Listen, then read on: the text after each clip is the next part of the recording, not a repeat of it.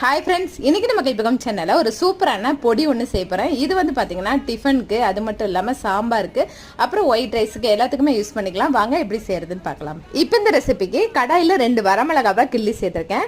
இது கூட கொத்தமல்லி, கடலைப்பருப்பு, உளுந்தம்பருப்பு, எள்ளு, இது 4மே பெரிய ஸ்பூனில் 1 ஸ்பூன் சேர்த்துருக்கேன். மிளகு ஜீரகம் அரை ஸ்பூன் எடுத்திருக்கேன். இதெல்லாமே கடாயில் சேர்த்துக்கலாம். இது கூட பெரிய ஸ்பூனில் 1 ஸ்பூன் அளவுக்கு நிலக்கடலை எடுத்திருக்கேன். அப்புறம் 1 கொத்த அளவுக்கு கருவேப்பிலையும் சேர்த்துட்டு இது எல்லாமே ட்ரை ரோஸ்ட் பண்ணிக்கலாம். இப்போ இதெல்லாமே வறுபட்டுருச்சு. இதை வந்து வச்சுட்டு நம்ம வந்து மிக்ஸி ஜார்ல சேர்த்துட்டு தேவையான அளவுக்கு உப்பு சேர்த்து இது கூட 1 ஸ்பூன் அளவுக்கு மிளகாத்தூள் சேர்த்துக்கிறேன். காரத்துக்காக சேர்த்துக்கலாம். இதை வந்து மிக்ஸி ஜார்ல நல்லா அரைச்சிட்டு வந்துடலாம். ரொம்ப நைஸா அரைக்காம ஓரளவுக்கு அரைச்சிட்டு வந்துடலாம். இந்த பொடியை வச்சு நீங்க ஒயிட் ரைஸ்க்கு எண்ணெய் சேர்த்து சாப்பிட்டுக்கலாம். அதுக்கப்புறம் சைட் டிஷ்ஷாவும் யூஸ் பண்ணிக்கலாம். சாம்பார் வைக்கிறீங்க அப்படின்னா அதுல நீங்க இந்த பொடியை சேர்த்தீங்கனாலும் சூப்பரா இருக்கும். இந்த மாதிரி பொடி தோசை வச்சீங்கனாலும் செம்மையா இருக்கும். ட்ரை பண்ணி பாருங்க. இது மாதிரி நிறைய வேணும் அப்படின்னா இதே ரேஷியோல நீங்க அதிகம் பண்ணிக்கலாம். தேங்க்யூ.